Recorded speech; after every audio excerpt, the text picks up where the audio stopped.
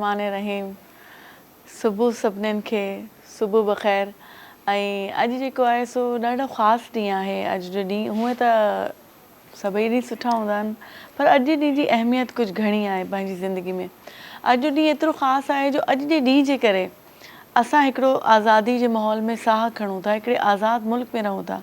अॼु हुन शख़्सियत जो ॼम थियो हुयो, अॼु हुन शख़्सियत इन दुनिया में अखि खोली हुई, जंहिंजे करे पाण सभिनीनि हिन आज़ादु मुल्क में हिन हिकिड़े सुहिणे जेको आज़ादी वॾी शइ हूंदी आहे, आज़ादी जी सुञाण उहो ई माण्हू करे सघे थो जंहिं आज़ादी कॾहिं न ॾिठी हुजे।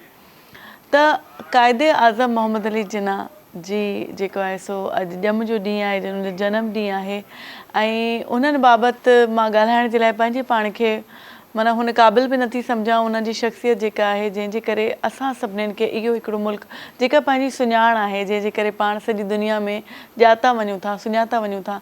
जेकॾहिं असां अलॻि पंहिंजे के रियासत जे हवाले सां किथे वञूं त असांजी का सुञाण न आहे। जेकॾहिं सिंध जी सुञाण कराइजे या पंजाब जी या सरहद जी या बलोचिस्तान जी, असां सभु गॾु थियूं था, हिकिड़ो पाकिस्तान ठहे थो, हिकिड़ो मुल्क ठहे थो। उन पाकिस्तान जे करे असांजी दुनिया में सुञाण आहे। उहा सुञाणप असांखे क़ाइदे आज़म मोहम्मद अली जिन्ना ॾिनी ऐं उन्हनि जो इहो थोरो आहे असां सभिनीनि जे मथां जेको असां कॾहिं लाहे बि कोन सघंदासीं। क़ाइदे आज़म जी शख़्सियत ते मां चाहियां ॻाल्हाइणु चाहियां त मूंखे घणा पासा आहिनि उन्हनि जा। मतिलबु त तव्हां दुनिया जो पंहिंजी तारीख़ जो हिकिड़ो इन खे चइजे त निरालो हिकिड़ो वाक़ियो आहे। हिकिड़ो इनक़लाब आयो, पाकिस्तान ठहियो, हिकिड़ो इनक़लाब आयो, पर इन इनक़लाब में न का गोली हली, न का तलवार हली, न को रत कंहिंजो वयो, पर हिकिड़े सुहिणे नमूने आर्ग्यूमेंट जे थ्रू ॻाल्हाए पंहिंजी ॻाल्हि मञराए असांखे हिकिड़ो आज़ादु मुल्क खणी ॾिनो वियो। ऐं इहो सभु कुझु असांजे बाबाई क़ौम जेके चवंदा आहियूं, असांजी सॼी क़ौम जो वॾो असांजो क़ाइदे आज़म उन्हनि जे करे थियो। उन्हनि ते पाण ॻाल्हाईंदासीं। अॼु पाण सां पैनलिस्ट हूंदा ऐं उन्हनि जी शख़्सियत बाबति ॻाल्हाईंदासीं, उन्हनि जेको कयो, जंहिं स्मार्ट तरीक़े सां उन्हनि असांखे इहो मुल्क ठाहे ॾिनो, उन ते पाण ॻाल्हाईंदासीं। पर उन खां अॻु में पाण हलूं था जेको आहे सो ॾिसूं था शेफ़ असांजे लाइ छा ठाहे खणी आया आहियो, त उन्हनि सां मिलूं था ऐं पोइ वरी शो खे अॻिते हलाईंदासीं। हाजरा ज़ुबैर पाण सां गॾु आहिनि। अस्सलाम वालेकुम हाजरा। वालेकुम अस्सलाम, कैसी हैं आप? ठीक ठाक, आप कैसी हैं? अल्हम्दुलिल्लाह। सबसे पहले तो आपको कायद की सालगिरह मुबारक हो। आपको भी बहुत मुबारक हम सबके जो है ना वो उनकी वजह से हम आज इस मुल्क में आज़ादी से सांस ले रहे हैं। हम जो चाहते हैं वो बोल सकते हैं, हम अपनी राय का इजहार कर सकते हैं। आज़ादी बहुत बड़ी नेमत है, बहुत बड़ी नेमत है। ये तो उनको पूछना चाहिए जो कि दूसरे कंट्रीज में जी हाँ, जो अभी तक सफ़र कर रहे हैं। और हमें और देखें किस तरीके आसानी से, मतलब ये एक उनका एक विजन था, उनका एक तरीक़ेकार था, एक हिकमत अमली थी जिस तरीके से हमें ये मुल्क मिला। खैर बहरहाल आप बना के हमारे लिए क्या लाई हैं? हम बहुत ही खूबसूरत, बहुत एक अच्छी डिश बना के लाए हैं जो कि आजकल बहुत ट्रेंड में भी है और इस ट्रेंड के अलावा भी लोग आजकल इसको बहुत पसंद कर रहे हैं। बट क्योंकि ये एक ऐसा कुजीन है कि जो कि belonging with the Memon community. अच्छा, I am belonging with the Memon community as well. सो ये जो चीज़ है ये हमारी मेमन कम्युनिटी का एक समझे खासा है, एक ट्रेंडी कुजीन है। और इसका नाम भी कुछ खासे से मिलता हुआ है। खासे से मिलता जुलता है। बिल्कुल आप पहचान गई, बिल्कुल सही आपने गैस किया। और ये खाउसा है। खाउसा है जी, खाउसा में इसलिए कि बहुत ज़्यादा आजकल बिक रहा है लेकिन लोगों को बनाना नहीं आता घर में। तो मैंने सोचा कि कोई ऐसी चीज़ रखी जाए जो कि लोग इजीली उसको बना सकें घर में और एंजॉय कर सकें। चलिए ज़बरदस्त। क्योंकि हमारे फोर फादर्स जो हैं वो उसको बर्मा से अडॉप्ट करके लाए थे। अच्छा, ये ओरिजिन बर्मा से है? ओरिजिन बर्मा का है। और वो हमारे फोर फादर्स जो हैं वो जब माइग्रेशन टू पाकिस्तान जब उन्होंने किया तो वो इसको अडॉप्ट किया था उन्होंने वहाँ से, और वो कल्चर डेवलप होता चला है। इसमें वेरिएशंस होती चली गई और वो हमारे एक फ्यूजन कुजीन बन गया। एक फ्यूजन में वो बर्मिश और पाकिस्तानी देसी खानों का एक फ्यूजन जो बनाना, वो ये खाउसा है। ये खाउसा है जी। तो इस खाउसे को फिर हम खाएंगे बिल्कुल आपके लिए ही लाए और आपके लिए ही खाने के लिए। इसकी रेसिपी बताइएगा आपने कैसे बनाएंगे? जी, इसके लिए सबसे पहले तो हमें ये करना है कि स्पैगेटी का पैकेट लेके, जो नॉर्मल स्पैगेटी होती है किसी भी कंपनी की, उसको लेके आपने बॉईल कर लेना है। उसको with the boil with salt and oil आपने उसको बॉईल कर लिया। देन उसको आपने स्ट्रेन करके और उसको ठंडे पानी में डाल दिया तो वो एक खुली खुली सी रहेगी, खिली खिली सी रहेंगी। वो उसको आपने एक साइड पे रख दिया। इसके बाद हमने मैंने क्योंकि चिकन का बनाया है, हम उसमें बीफ भी यूज़ कर सकते हैं और मटन भी यूज़ कर सकते हैं, जैसा जिसके घर में जो भी चल रहा हो। تو وہ بیف اور مٹن کے علاوہ چکن میں نے آج بنایا. تو میں نے چکن کو اس کو پہلے جو ہے وہ ٹمیٹوز لیے 4 ٹمیٹوز. میں نے ½ kg چکن لی, اس میں 4 ٹمیٹوز ڈالے اور اس میں تھوڑا سا 2 ٹیبل اسپون کڑھائی مسالہ ڈالا, 1 ٹیبل اسپون نمک ڈالا یا حسب ضرورت جیسے ان کو چاہیے, اور 1 ٹیبل اسپون میں نے لال مرچ ڈالی اور ½ ٹیبل اسپون کالی مرچ ڈالی, اور اس پہ 2 چمچ کڑھائی مسالے کے ساتھ اس کو بھون لیا آئل میں. چکن بون لیس چکن کو میں نے بھون لیا. صحیح. پھر بھوننے کے بعد اس کو الگ رکھ دیا. اس کے بعد میں نے اس کی کڑی بنائی. یہ کڑی بیسیکلی کڑی پکوڑا جو ہم بناتے ہیں نارملی گھروں میں, اسی ریسیپی کا ایک تھوڑا سا ڈفرینٹ ورژن ہے. یعنی اس میں پکوڑے نہیں ڈلیں گے, لیکن اور نارمل کڑی جو اس کی ہوگی وہ تھوڑی تھکنس میں ہوتی ہے تاکہ وہ اس کو کوٹ کر لے, جو اسپیگٹیز ہوتی ہیں ان کو کوٹ کر لے. اچھا. تو اس کے لیے ہم نے دہی لیا, ½ پاؤ دہی لیا, اور اس کے لیے 3 چمچ بیسن لیے. 3 چمچ بیسن لیے اور ان کو گھول لیا ایک ساتھ ملا کے. اس میں 1 چمچ نمک اور 1 چمچ ہلدی پاؤڈر یہ ہم نے ڈالا, دونوں چیزیں, اور اس کو گھول لیا. اس کو پانی میں گھول لیا دونوں, ایک بنا کے اس کا بیٹر سا بنا لیا. اور پھر ہم نے آئل میں, کیونکہ بھگار دینا تھا ہمیں اس میں, تو آئل میں کڑی پتہ اور آئل میں لال گول والی مرچیں ڈال کے, اور پھر اس آئل میں یہ جب چیزیں گرم ہو گئیں تو پھر اس میں یہ بیٹر ہم نے ڈال دیا. جب یہ بیٹر ڈال دیا تو آلریڈی پھر تھکنس ہوتا چلا گیا. وہ جتنی تھکن ہوتی جائے گی اس کے بعد اس کے اندر ہم نے ہرا دھنیا, ہری مرچیں ڈالی, اور پھر وہ تیار تھا. جب تینوں چیزیں تیار ہو گئیں تو ہم نے اس کو اس طرح آپ کے سامنے لانچ کیا. اس طرح سے سامنے آپ نے پیش کر دیا. اب ہم جب بریک پہ جائیں گے تو اس کی یہ شکل نہیں رہے گی. اب آپ اس کو لیں گی تو آپ کو پتا چلے گا کہ یہ کتنی بہت زیادہ یہ یمیسٹ ایک ڈش ہے, جو کہ ہر بندے کو اچھی لگتی ہے, ہر شخص کھاتا ہے. آج کل بہت فیمس ہیں, آج کل بہت پسند کیے جاتے ہیں. جی, تو اسی لیے میں نے سوچا کہ یہ آپ کو آج کھلائی جائے. اور آپ کس نام سے اپنا بزنس؟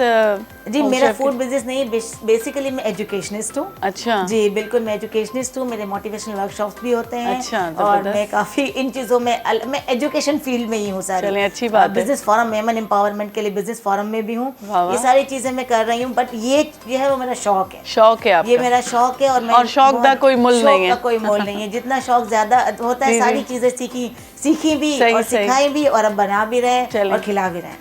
بالکل. اور جو ہے نا, بہت بہت شکریہ آپ کا, آپ نے بہت اچھی ریسیپی بنائی اور ہمارے ناظرین کے لیے لے کے آئیں. اس کا جو ہے نا آپ نے بہت اچھے طریقے سے ایکسپلین بھی کیا.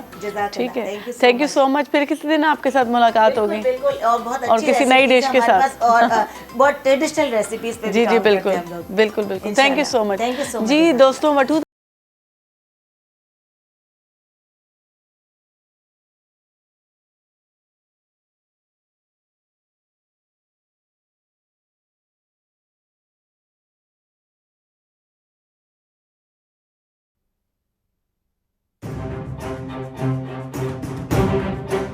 بہت کم افراد تاریخ کو کوئی اہم موڑ دیتے ہیں, بہت ہی کم دنیا کا نقشہ بدلتے ہیں, اور شاید ہی کوئی ایک قومی نظریاتی ریاست قائم کرتا ہے جناح کو یہ تینوں اعزاز حاصل ہیں.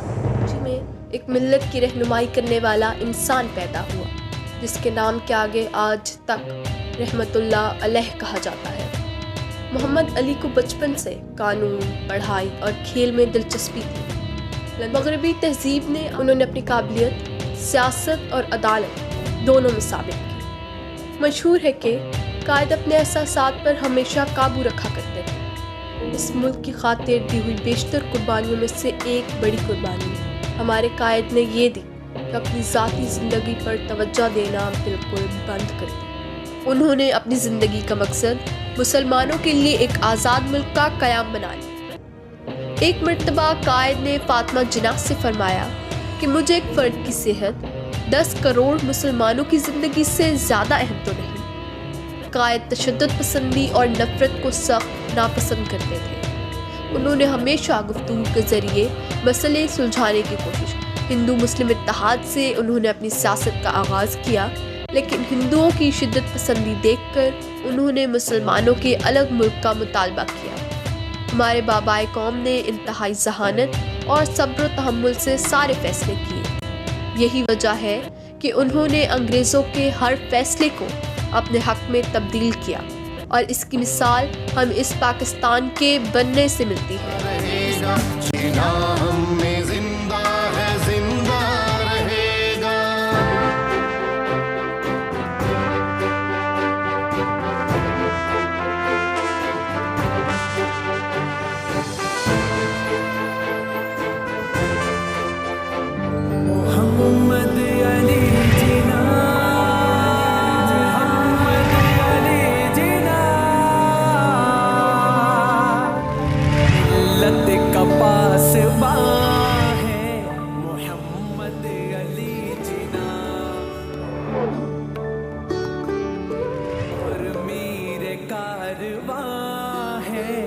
मोहम्मद अली जिना।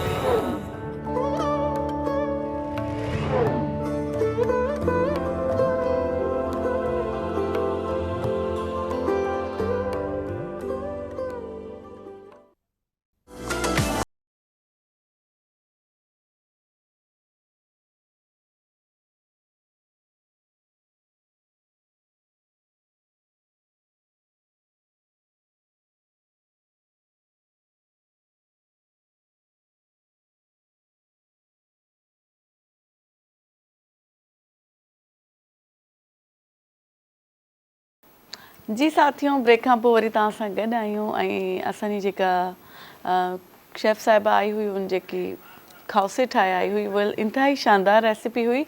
ऐं तव्हां बि ठाहींदा कयो घर वारनि खे अलॻि अलॻि तरह जी शयूं, अलॻि अलॻि क़ौमनि जूं जेकी खाधा आहिनि उन्हनि खे बि ट्राई कजे। पाण सदाईं पटाटा ऐं भिंडियूं पंहिंजे स्टाइल सां, जेको सिंधी स्टाइल सां ठाहींदा आहियूं, उहो बि पाण खे ॾाढा वणंदा आहिनि। पर ॿियनि क़ौमनि जी जेकी सुठा खाधा आहिनि, जेकी उन्हनि जा सम्झो उन्हनि जी ख़ासि सुञाणप आहे, उनखे बि पाण ठाहियूं ऐं अलॻि अलॻि तरह जा तरीक़नि जा खाधा ठाहे करे पंहिंजे घर वारनि खे बि ख़ुशि कयूं ऐं पाण खे बि ख़ुशि कयूं। तमामु सुठा हुया। ऐं इहा जॾहिं प्रोग्राम अपलोड थी वेंदो यूट्यूब ते, त तव्हां रेसिपी ॿीहर ॾिसी सघो था, ठाहे सघो था। पाण अॼु ॻाल्हाए रहिया आहियूं क़ाइद आज़म मोहम्मद अली जिन्ना ते। उन्हनि जी अॼु सालगिरह आहे ऐं जेको आहे सो उन जे हवाले सां ई पाण वटि गेस्ट घुराया आहिनि। डॉक्टर कामरान पाण सां गॾु आहिनि। अस्सलाम वालेकुम डॉक्टर साहब, कैसे हैं आप? ठीक ठाक। ऐं इफ्तिखार अहमद साहब पाण सां गॾु आहिनि। उहे शाइर बि आहिनि, वकील बि आहिनि ऐं तमामु गहरी नज़र रखनि था पाकिस्तान शुरू खां वठी तारीख़ ते, पाकिस्तान जे ठहण ते, उन्हनि जो मुतालो इलाही वसी आहे, त उन्हनि सां ॻाल्हाईंदासीं। अस्सलाम वालेकुम इफ्तिखार साहब, कैसे हैं आप? ठीक ठाक। वेलकम करते हैं आपको अपने शो में। आज हमारे कायद की सालगिरह है। जी बिल्कुल बिल्कुल, पूरी कौम को मुबारक हो सबको। और मतलब कायद आज़म की जो शख्सियत है, जब हम बचपन में पढ़ते थे, तो आप जब छोटे थे आपने भी पढ़े होंगे, जी बिल्कुल, ज़ाहिर है, तो उनकी शख्सियत की कौन सी बात आपको सबसे ज़्यादा जिसने मुतासिर किया हो? जी जी, बिस्मिल्लाहिर्रहमानिर्रहीम। आज क्योंकि ये इतना बड़ा दिन है हमारे लिए, हमारे कायद इस दिन पैदा हुए थे, तो उनकी शख्सियत जब भी, अब जैसे हम तो जब पैदा हुए तो स्कूलिंग शुरू हुई या उससे पहले भी घरों में ये बातें होती थी, तो पाकिस्तान का जब नाम आता है तो बानी पाकिस्तान का नाम ज़रूर आता है। तो कायद आज़म मोहम्मद अली जिन्ना जिनकी आज सालगिरह है, तो 1876 में पैदा हुए थे कराची में। तो अब उसका मतलब जो उनकी जद्दोजहद, जब पैदा हुए फिर उसके बाद वो बाहर गए पढ़ने के लिए, बैरिस्टर बने और फिर वापस आए, उन्होंने अपनी प्रैक्टिस शुरू की as a advocate barrister Bombay में। उसके बाद फिर जब उन्होंने पॉलिटिक्स में शमूलियत इख्तियार की, तो उनका वर्जन या उनकी जो एक था एक विज़न, वो दुनिया के सामने आया। तो दुनिया ने उनके साथ बड़ी बड़ी उम्मीदें बांध ली, ख़ास तौर पर मुसलमानों ने। अल्लामा इकबाल ऑलरेडी इस फील्ड में मौजूद थे, तो उन्होंने उनको एडवाइस की कि अगर आप इतना बड़ा ही आप काम, इतना विजन है आपका, तो आप बर्रे सग़ीर में जो मुसलमानों की कंडीशन है वो इस वक्त अच्छी नहीं है। बिल्कुल 1000 साल से मुसलमान वहाँ हुक्मरान थे बर्रे सग़ीर में, गज़नवी से लेके फिर मुग़लों के ज़वाल तक, और फिर उसके बाद मुख्तलिफ सूबे आज़ाद हुए और अंग्रेज़ अल्टीमेटली आ गया और ब्रिटिश ने पूरे इंडिया पे हुकूमत कायम कर ली। तो उनको फिर इकबाल ने एडवाइस की कि आप ऐसा काम करें कि बर्रे सग़ीर से, क्योंकि यहाँ मेजॉरिटी हिंदुओं की थी, मुसलमान थे तो हुक्मरान लेकिन माइनॉरिटी में थे, तो अब जब अंग्रेज़ यहाँ से जाए तो ऐसा ना हो कि फिर टोटल जो हुक्मरानी है वो हिंदुओं को मिल जाए। और उन्होंने करना क्या है कि उन्होंने मुसलमानों को यहाँ से ख़त्म कर देना है बिल आखिर अपने स्टेप करते, क्योंकि वो एक्सट्रीमिस्ट बहुत थे, एक्सट्रीमिस्ट थे। और ये मिसालें ऑलरेडी दुनिया में मौजूद हैं कि किस तरह से इस्लाम जहाँ गया, फिर लोगों ने वहाँ की लोकल जो लोग थे या जो अड़ोस पड़ोस के लोग थे, उन्होंने इस्लाम को ख़त्म कर दिया। सबसे बड़ी जो मिसाल मिलती है वो स्पेन की है। स्पेन में 800 साल मुसलमान हुक्मरान थे और बिल आखिर वहाँ से समेटते ان کی بساط لپیٹ دی گئی وہاں سے اسپین سے. اقبال نے اسٹڈی کی ہوئی تھی. اقبال کا ظاہر ہے کہ جو اس کے جو اردو کلام ہے یا جو اس کا مسجد کرتبہ مین جو اس کی نظم ہے, تو انہوں نے یہی بات کہی ہے کہ یہاں سے مسلمانوں کو ختم کر دیا گیا. اب وہ کہاں ہیں, کوئی نظر نہیں آتا. تو ایسا نہ ہو کہ اگر ہم یہاں سستی کر جائیں تو انڈیا میں بھی وہی حال ہو ہندوستان میں جو کہ اسپین میں مسلمانوں کو ہوا تھا. صحیح. تو اس کے لیے پھر انہوں نے کہا کہ ایک سیپریٹ اسی کے اندر ہندوستان کے اندر ایک مسلمانوں کا الگ وطن ہونا چاہیے جس میں وہ اپنی مرضی سے حکمرانی کر سکے. تو اس کی جدوجہد شروع کی اور الٹیمیٹلی یہ ہمارے سامنے آج پاکستان موجود ہے جہاں ہم بیٹھے آزادی کا سانس لے رہے ہیں, جو چاہے کر سکتے ہیں. بالکل, واقعی میں, اور آزادی بہت بڑی نعمت ہے. آپ اس بارے میں کچھ کہنا چاہیں گے؟ شروع میں جب قائد اعظم نے اپنی تحریک کا آغاز کیا سیاست کے اندر, تو علامہ اقبال کا جو نظریہ تھا ان کے بارے میں یہ تھا کہ کیونکہ ان کی زبان جو تھی بیسیکلی وہ گجراتی تھے, لیکن وہ جو زبان بولتے تھے وہ انگریزی بولتے تھے.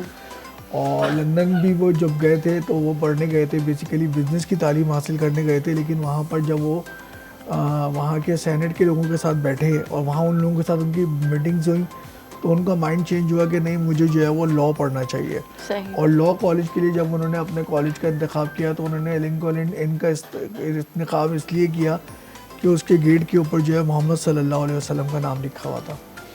تو وہاں سے جو ہے ان کا جو ہے وہ ایک تو دو چیزیں ان کی, ایک ریلیجیس کنیکشن پلس جو لاء سے جو ان کا کنیکشن ہے وہاں سے پیدا ہوا.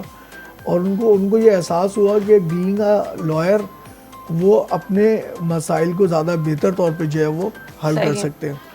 جب وہ واپس آئے تو یہاں پر آ کر انہوں نے بامبے میں جو ہے بامبے ہائی کورٹ کے اندر جو ہے وہ اپنی پریکٹس شروع کری. اور اس کے بعد جو ہے اتفاق ایسا ہوا کہ وہاں کے کوئی جج جو ہیں وہ ٹیمپرری طور پہ وہاں سے جو چھٹیوں پہ گئے, تو انہوں نے ان کی جگہ جو ہے ٹیمپرری جو ہے جج. اچھا, اس کے بعد پرماننٹ پوسٹ کے اوپر ان کو جب ہائر کرنے کی بات کی گئی تو ان کی تنخواہ رکھی گئی 1500 پر منتھ. صحیح. تو انہوں نے کہا کہ نہیں, یہ تنخواہ بہت کم ہے, مجھے 1500 پر منتھ نہیں چاہیے, 1500 پر ڈے چاہیے. تو انہوں نے اس کو ریفیوز کیا اور انہوں نے پھر ایسا کر کے دکھایا. اچھا, قائد اعظم محمد علی جناح جو ہے ان کی شخصیت کا ایک پہلو یہ بھی ہے کہ وہ جھوٹا کیس نہیں لیتے تھے. صحیح. وہ ہمیشہ جو ہے وہ فیئر کیس لیتے تھے. ایک واقعہ میں آپ کو سناتا چلوں یہاں پر کہ لوگ ان کے اوپر جو ہے بلائنڈ فیتھ کیوں کرتے تھے. قائد اعظم کی تقاریر جو ہے وہ ہم سب کو پتہ ہے کہ انگریزی میں ہوتی تھی. صحیح.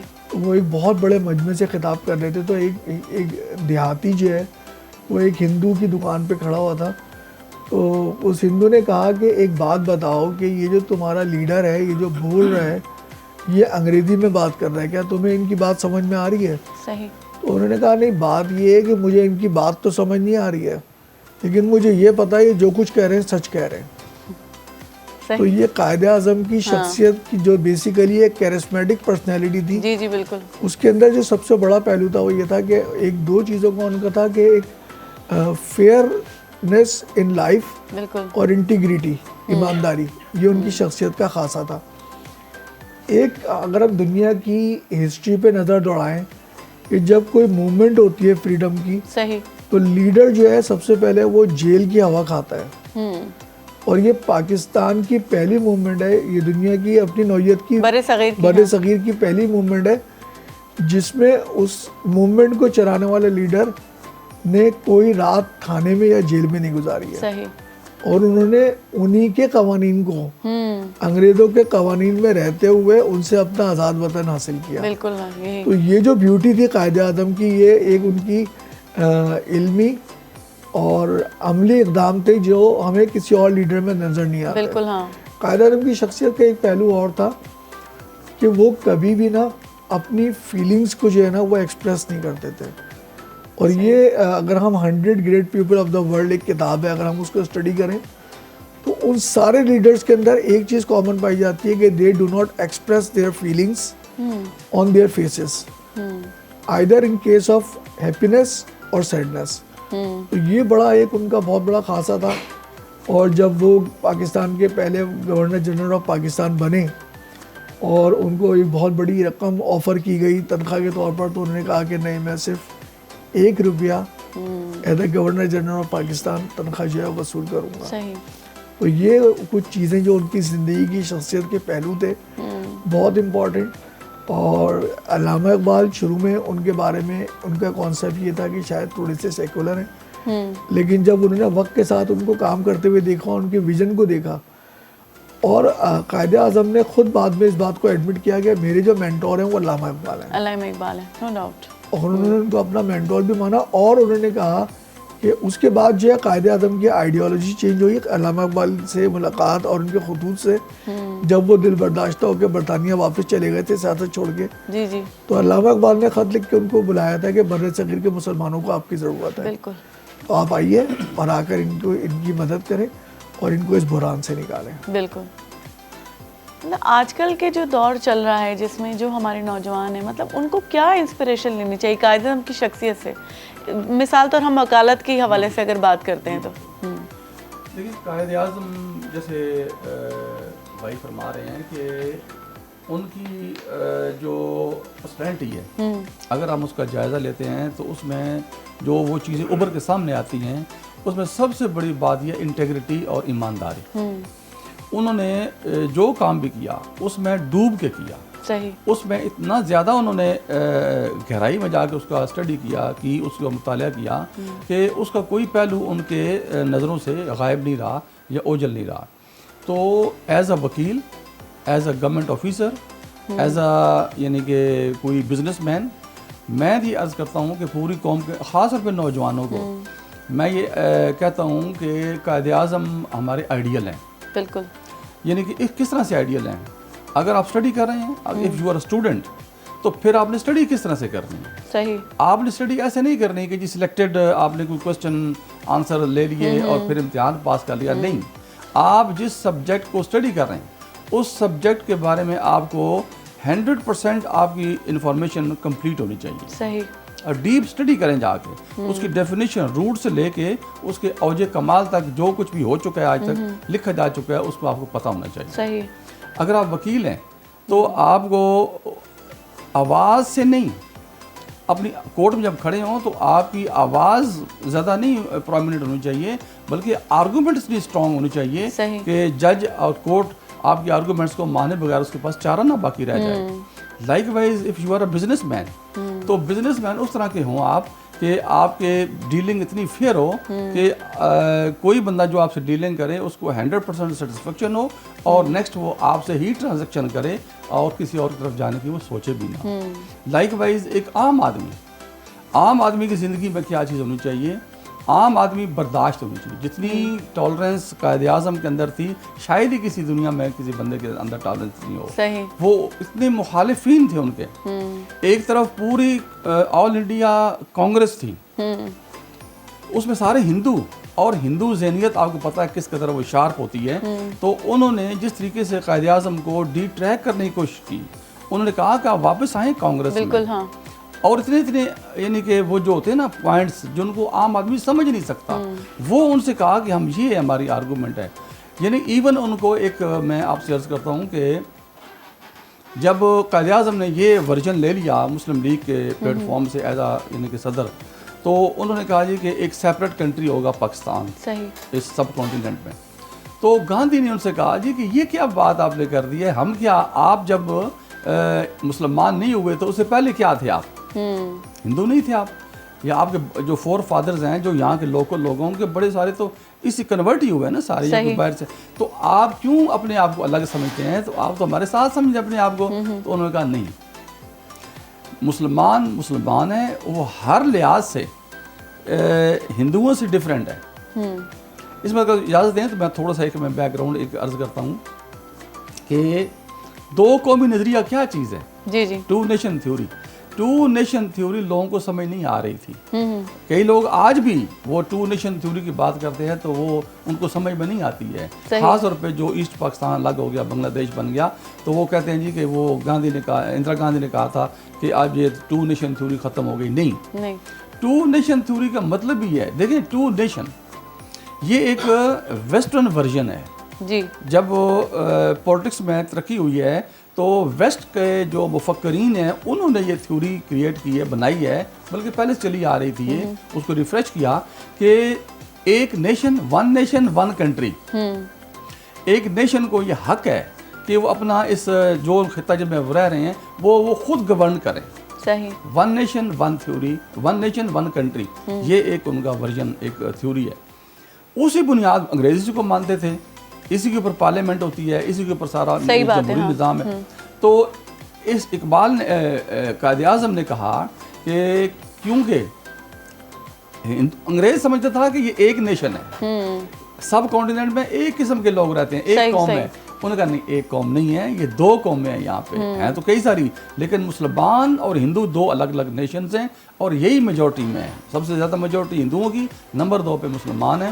تو مسلمانوں کو کیونکہ الگ نیشن ہے ہر لحاظ سے، from every definition Muslims are a different nation.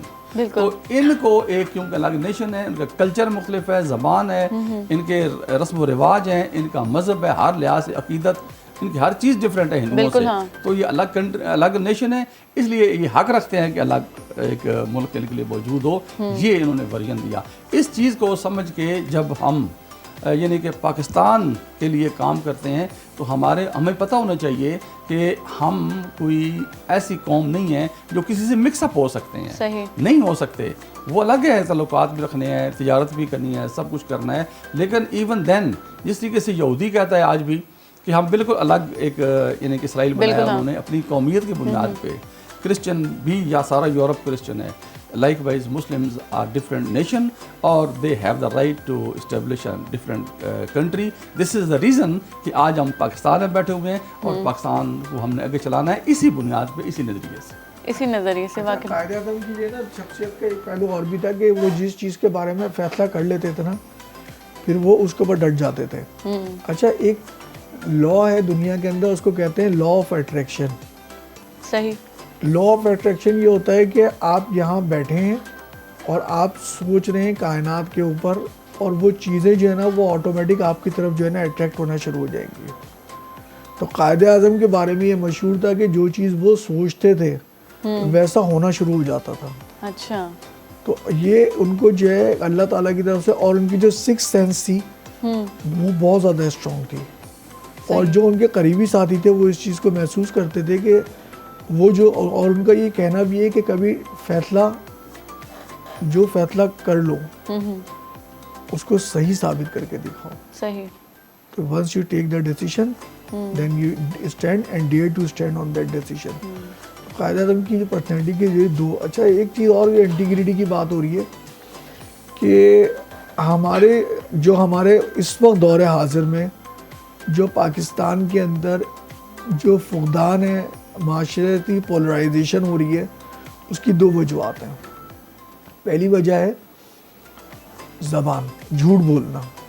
یہ اس کو کہتے ہیں ام الخبائث. جھوٹ کو ام الخبائث کہتے ہیں. جھوٹ بولنے سے گناہ جو ہیں وہ پھیلتے ہیں. تیسرا، آپ کو پتہ ہے گناہ کا جو مرکز ہے ہمارے جسم میں جو وہ معدہ ہے. اگر ہم ایک حرام کا لقمہ کھاتے ہیں تو وہ جب تک ہم سے گناہ نہیں کرواتا ہمارے جسم سے باہر نہیں نکلتا. اچھا. تو یہ 2 وہ چیزیں ہیں کہ 2 چیزیں ہیں، اس کو ہم کہتے ہیں سمپل ورڈ میں رزق حلال اور صدق قال. صحیح. کہ آپ حلال رزق کھائیے تو آپ کے جسم سے گناہ سرزد نہیں ہوں گے، اور آپ سچ بولیں گے تو آپ بہت سارے گناہوں سے بچ جائیں گے. صحیح. تو یہ دو چیزیں ہیں نا، یعنی کہ زبان اور معدہ، یہ آپ کی پوری باڈی کو، پوری لائف کو، اور اب تو پورے معاشرے کو جو ہے اس نے پولرائز کیا ہوا ہے. تو قائد اعظم کا جو کانسیپٹ تھا وہ بہت زبردست تھا کہ، اور ان کا جو ہے وہ انٹیگریٹی جو تھی نا وہ ان 2 چیزوں پہ بہت اسٹرانگ تھی، بلیف. اور اسی لیے انہوں نے قوم کو جو ہے 3 سلوگن دیے تھے: اتحاد، تنظیم اینڈ یقین موقع. تو یہ ان کا تھا، یونٹی، فیتھ اینڈ ڈسپلن. اور اگر میں یہ سمجھتا ہوں کہ ہماری قوم اگر آج بھی ان 3 اصولوں کو، پرنسپلس کو پراپرلی فالو کرتی ہے تو انشاءاللہ کوئی وجہ نہیں ہے کہ ہم اپنا کھویا ہوا مقام جو ہے دنیا میں دوبارہ حاصل کر سکتے ہیں. صحیح بات ہے واقعی میں. اور ہم شخصیتیں جو ہوتی ہیں ان سے ظاہر ہمیں یہی ان سے سیکھنا ہوتا ہے نا. اب قائد اعظم کی ایک پوری شخصیت ہے، دیکھا جائے تو ان کی شخصیت کے کتنے اتنے پہلو ہیں جو ہمارے نوجوان آج کل کے ان کی شخصیت سے اڈاپٹ کر سکتے ہیں اگر وہ چاہیں تو. اچھا، میں کسی کو قائد بولنا یا بابائے قوم بولنا صرف کافی نہیں. جب آپ نے اس کو بابائے قوم بول دیا، پوری قوم کے دیکھا جائے بڑے ہیں، بابا ہیں تو باپ ہیں، تو ان کی اب ہمیں باپ کی شخصیت کی اچھے پہلو تو ویسے بھی ہم میں آنے چاہیے. اور ہمیں دیکھنا چاہیے کہ ان کی شخصیت کے جو ہیں اچھے پہلو اگر نہیں ہمارے اندر قدرتی طور پہ وہ خصوصیات نہیں ہیں. کہتے ہیں نا ایک تو آپ کی نفسیات بن جاتی ہے جو بچپن میں آپ کی بنتی ہے 7 سال تک. جیسے جیسے آپ بڑے ہوتے ہیں تو آپ اپنے آپ کو سیلف خود ٹرین کر رہے ہوتے ہیں, اپنے آپ کو خود آپ بنا رہے ہوتے ہیں اپنی شخصیت کو.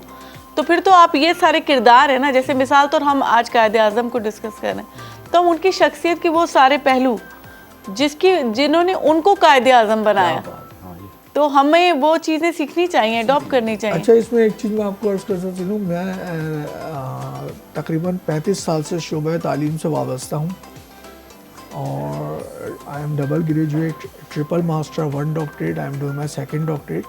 اور میں بیسیکلی پروفیسرس کو مونٹیسری سے پروفیسر لیول تک یونیورسٹی پروفیسرس کو یہ پڑھاتا ہوں کہ 21st سینچری میں ٹیچنگ کیسے کی جاتی ہے. صحیح. میں نے ایک ادارہ قائم کیا پرسونا کے نام سے, جس کا ہمارا سلوگن تھا اپیرنس, ایٹیٹیوڈ اور ایپٹیٹیوڈ. اس کا مقصد یہ ہوتا ہے کہ دنیا میں جب کوئی شخص آپ کے سامنے آتا ہے تو آپ اس کے اندر سب سے پہلے اس کی اپیرنس دیکھتے ہیں. جب وہ آ کے آپ سے ہاتھ ملاتا ہے تو آپ اس کی کرٹیسی, ایروگنس چیک کرتے ہیں. صحیح. جب وہ 10 منٹ یا 5 منٹ آپ سے بیٹھ کے گفتگو کرتا ہے آپ کو اندازہ ہوتا ہے کہ وہ جو ہے اس کی اس کے جو مینٹل ایپٹیٹیوڈ ہے اس کا لیول کیا ہے. صحیح. ہمارے اس وقت دور حاضر میں جب میں دیکھتا ہوں طلباء تھا, ہمارے زمانے میں جو تھا کتابوں کا دور تھا, آج کے دور میں کیونکہ ہمارے پاس اسکرین ٹائم ہے تو بچے ہمارے 3 چیزوں پہ بات کرتے ہوئے نظر آتے ہیں, مذہب, سیاست اور بے روزگاری. صحیح. جبکہ ہونا یہ چاہیے تھا کہ ہمارا جو لرنر تھا اس کو بات کرنی چاہیے تھی نالج, اسکل اور ایپٹیٹیوڈ کے اوپر. تو ہم جو اپنے ادارے میں اس وقت میں کام کر رہا ہوں, ہم اپنے آنے والے ہر بچوں کی 3 چیزوں کو جو ہے نا فلرش کر رہے ہیں. نمبر 1 ان کی اپیرنس, نمبر 2 ان کا ایٹیٹیوڈ اور نمبر 3 ان کا ایپٹیٹیوڈ. اب ایپٹیٹیوڈ میں جو ہے وہ آتی ہے اسکل. اب اسکل 3 ہوتی ہیں ہمارے پاس, middle skill, soft skill, hard skill. Hard skill تو وہ ہے جو ہم اسکول, کالج, یونیورسٹی سے حاصل کر رہے ہیں. صحیح. انگلش, میتھ, کمپیوٹر پڑھ رہے ہیں. سافٹ اسکل کیا ہو گیا, time management, team management, self management, یہ سافٹ اسکل ہے ہماری پرسنالٹی کی. مڈل اسکل کہاں سے آتی ہے؟ مڈل اسکل جو آتی تھی ہمارے پاس وہ آتی تھی نانیوں اور دادیوں سے, جو ہمیں یہ بتاتی تھی کہ بیٹھنا کیسے ہے, صحیح, سننا کیسے ہے, صحیح, کھانا کیسے ہے, ایون ہنسنا کیسے ہے, بڑوں کے سامنے بات کیسے کرنی ہے. تو یہ جو اب ہمارے پاس جو یہ جو مڈل اسکل کا ہے نا, یہ جو ہے یہ اس کا ویکیوم, یہ ایک فقدان ہے. ایگزیکٹلی فقدان ہے. یہ اس کو ہم کہتے ہیں lacuna. It is a gap between soft skill and hard skill. اور دوسرا جو بڑا پرابلم ہوا وہ یہ ہوا ہے کہ ہمارے بچے کو جو آج آپ نرچر کر رہے ہیں اس کو ایک بات بتاتے ہیں کہ آپ یہ ڈگری حاصل کرو گے آپ اتنے پیسے کماؤ گے. صحیح. اس کے اندر سب سے امپورٹنٹ چیز کیا تھی, وہ تھی کیریکٹر ایجوکیشن. کہ صرف پیسہ نہیں کمانا ہے, پیسہ کمانا ہے اس طریقے سے کہ وہ معاشرے کے لیے بھی مفید شہری بن سکے. صحیح. کہ ہم اس طرح نہ پیسہ کمائیں کہ ہم تو کامیاب ہو جائیں اور دوسرا جو ہے وہ ناکام ہو جائے. صحیح. یہ بہت امپورٹنٹ ہے. میں ایک چھوٹا سا واقعہ آپ کو سناتا ہوں. امام غزالی, ایران اور عراق کا سرحدی علاقہ. امام غزالی, ایک بچہ جو ہے ننگے پیر اور وہ پڑھنا چاہتا ہے. اس علاقے کا جو وڈیرا تھا اس کے زمیندار کے 2 بیٹے تھے. ادھر وڈیرے نہیں ہوتے ویسے, زمیندار. تو ادھر زمیندار تھا, ہاں کوئی اور نام سلیکٹ کرے. زمیندار کے 2 بیٹے, انہوں نے ہر جگہ وڈیرے کو بیچارے کو اتنا بھی ان کو بلایا اور ان کو بلا کے ان سے کہا کہ جی آپ جو ہیں ہمارے بچوں کو پڑھائیں. تو شہر سے ایک استاد آتا تھا. صحیح. اس کو سواری کیا ملتی تھی کہ بگی ملتی تھی, شہر گاؤں کی فصیل سے شہر تک اس کے گھر تک آتی تھی لے کے. اس بچے کو پتہ چلا کہ ایک استاد آیا ہے, تو انہوں نے جا کے ان سے کہا کہ جی مجھے جو ہے نا آپ سے پڑھنا ہے. تو انہوں نے بولا دیکھو بھائی میری جو فیس ہے نا تو بہت زیادہ ہے, آپ دے نہیں سکتے. زمیندار تو مجھے سواری بھی دیتا ہے, غلہ بھی دیتا ہے. اور انہوں نے کہا ایک کام ہو سکتا ہے کہ آپ جب گاؤں سے لے کے زمیندار کے گھر تک جاتے ہیں تو آپ گھوڑے پہ سوار رہیے گا, میں پیدل آپ سے سوالات کرتا رہوں گا اور جواب دیتے رہیے گا. یہ سلسلہ 6 سال تک چلتا رہا. 6 سال کے بعد استاد نے کہا کہ میں نے اپنا علم آپ کو منتقل کر دیا ہے. اور اس بچے کا نام جو ہے وہ امام غزالی. امام غزالی. تو انہوں نے یہ دنیا کا پہلا واقعہ ہے جنہوں نے پیدل سفر میں جو ہے اپنا علم حاصل کیا. امام غزالی دنیا کی سب سے بڑی یونیورسٹی کے سب سے کم عمر وائس چانسلر بنے. جی جی اور انہوں نے دنیا میں پہلی مرتبہ کیریکٹر ایجوکیشن کو انٹروڈیوس کرایا. بالکل. تو آج جو ہمارے تعلیمی ادارے ہیں ان کے اندر جو فقدان ہے وہ کیریکٹر ایجوکیشن کا ہے. صحیح بات ہے. ویلیوز. جب میں باہر کے ایجوکیشن سسٹم کو اسٹڈی کرتا ہوں تو وہاں نمبر 1 پہ ہوتی ہے ویلیوز, اس کے بعد ہوتی ہے نالج, اور تیسرے نمبر پہ آتی ہیں اسکلس. اور ہمارے جو ہے جو فوکس کرتے ہیں ہم وہ نالج کے اوپر کرتے ہیں اور اسکلس کے اوپر. لیکن ایک بات بہت ذہن میں رکھیے گا کہ ہمارے جتنا وائٹ کالر کرائم ہو رہا ہے وہ اس لیے ہو رہا ہے کہ ان کے پاس نالج بھی ہے اور اسکل بھی ہے, لیکن ان کی ویلیوز جو ہے نا وہ کہیں رہ گئی ہیں دور. یہ کیریکٹر ایجوکیشن نہیں ہے. تو ایک ہوتا تھا کہ ہمارے دور میں یاد کرتا ہوں 30 سال پہلے, نہیں ویلیوز ان کو یاد آتی ہیں, مجھے لگتا ہے تھوڑی تھوڑی دیر بعد انسان کے اندر ضمیر ہوتا ہے, لیکن وہ پھر ہم لوگ کی پریکٹس ایسی ہو گئی ہے اس کو سلانے کی. اور آج کل تو پلز بھی اتنی دنیا میں آ گئی ہیں, صحیح بات, اتنی طرح کی پلز ہیں, تو ضمیر کو سلانے کی جو پلز ہمارے ہیں ادھر جو فیڈ ہے اس کو ہم سلا دیتے ہیں ضمیر کو. ایک چیز بہت کمال طریقے سے. ایک چیز دیکھیے, ایک حضرت موسیٰ علیہ السلام کا واقعہ میں سناتا ہوں کہ وہ جا رہے تھے تو ایک بہت امیر شخص تھا, تو اس نے کہا کہ جی آپ اللہ تعالیٰ سے بولیں کہ میرا رزق کم کر دیں, میرے پاس رکھنے کی جگہ نہیں ہے. حضرت موسیٰ علیہ السلام نے کہا ٹھیک ہے. تھوڑا آگے گئے, ایک بہت بدحال شخص ملا, اس نے بولا کہ آپ اللہ تعالیٰ سے دعا کریں کہ مجھے اتنا تو دے دیں کہ کھا لوں. وہ چلے گیا آگے.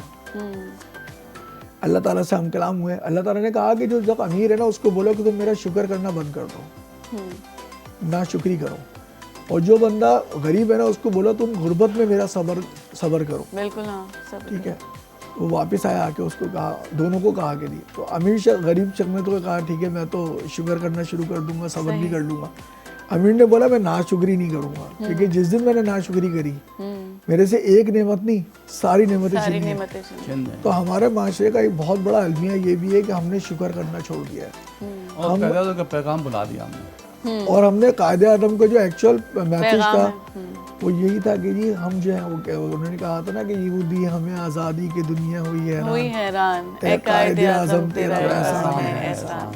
اور واقعی میں اپنی نوعیت کی مطلب حیران کن واقعہ ہے یہ کہ انہوں نے جس طریقے سے دیکھیں جہاں بھی کبھی انقلاب ہوئے, کوئی بھی ایک خطہ الگ ہوا تو بہت بربریت اور بہت زیادہ خون. یہ تو بعد کے محرکات جو ہوئے جو ہمارے لوگوں کے کیے ہوئے تھے, جس میں جو ہم دیکھتے ہیں ڈارک سائیڈ ایک اپنی ہسٹری کا کہ جس میں لوگوں نے لوگوں کو مارا, مسلمانوں نے ہندوؤں کو مارا, ہندوؤں نے, تو یہ تو ایک بات کی چیزیں ہیں. لیکن جو چیز ہو گئی, جو ایک ڈاکیومنٹ بن کے اعلان ہو گیا کہ پاکستان ایک الگ ملک بن چکا ہے, تو وہ تو بہت طریقے سے ہوا تھا, پیسفل طریقے سے.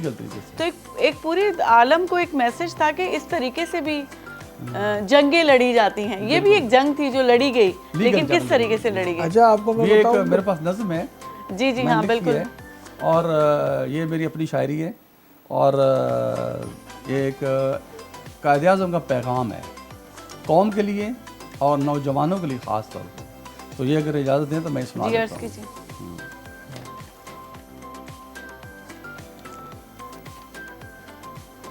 نوجوانوں, قائد اعظم کا یہ پیغام ہے. نوجوانوں, قائد اعظم کا یہ پیغام ہے, سر بلندی روز و شب محنت کا بس انعام ہے.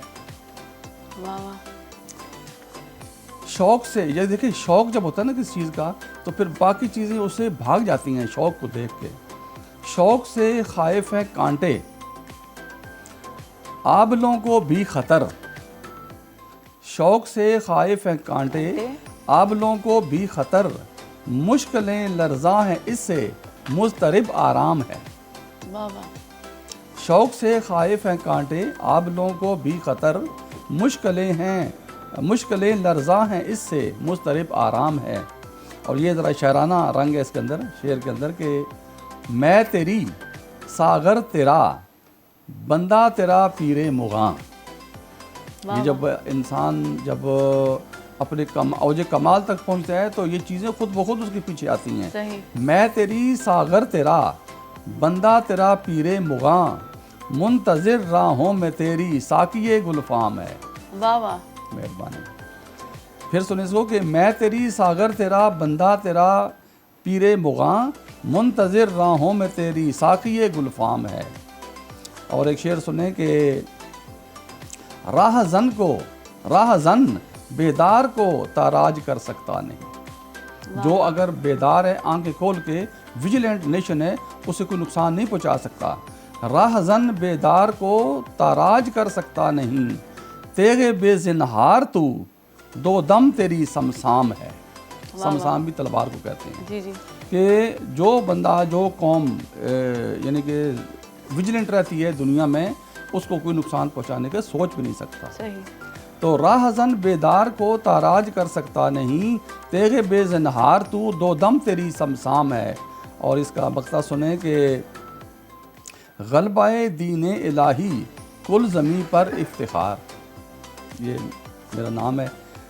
غلبہ دین الہی کل زمیں پر افتخار. جوہر پیغام رب ہے بس یہی اسلام ہے. واہ واہ واہ واہ. یہ پیغام ہے قائد اعظم کا. اور میں چلتے چلتے بس اتنا کہنا چاہوں گا کہ قائد اعظم کا اور اقبال کا جو تعلق تھا وہ اتنا قریبی تھا کہ قائد اعظم نے ایک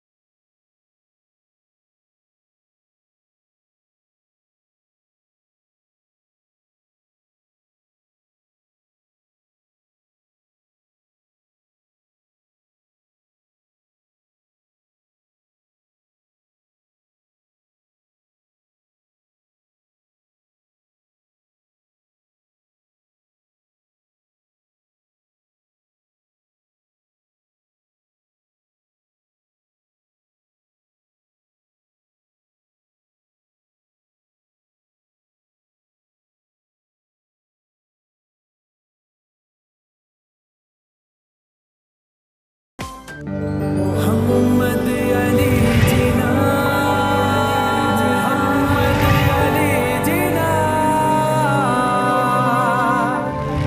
ملت کا پاسباں ہے محمد علی جنا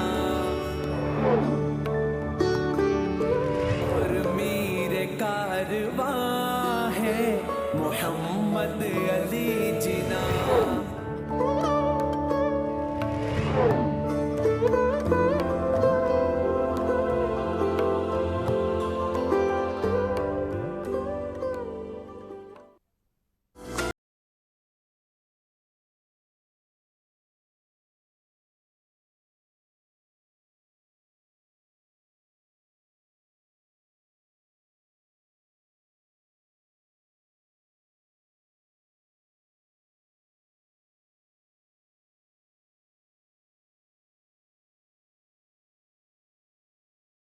नंढी साई खां पोइ वरी तव्हांजे साम्हूं हाज़िर आहियूं. अॼु पंहिंजे क़ाइद जो जनम ॾींहुं आहे ऐं असां उनखे उन बाबति ॻाल्हाए रहिया आहियूं.